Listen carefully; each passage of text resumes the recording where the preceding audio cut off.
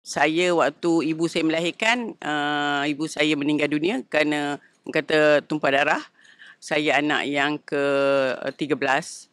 Jadi ibu saya meninggal dan saya ni tak dapatlah merasa titisan susu ibu, seorang ibu. Sedih kan. Tapi apabila dah besar sikit tu, dah mula ke sekolah rendah tu, barulah saya dapat merasa, saya tahu walaupun ibu angkat, bapa angkat saya ni menutupi dengan nama saya ditukar, binti saya ditukar. Jadi saya kata, saya anak mereka lah. Saya ni ada 2 suap anak.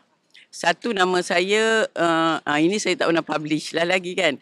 Su Nur Fadilah binti Sulaiman. Kemudian apabila diserahkan kepada bapa angkat, mak angkat saya ni, bapa saudara, mak saudara lah, saya ditukarkan kepada Fadilah binti Enda. Enda tu adik kepada Sulaiman lah. Jadi ada 2 IC waktu tu.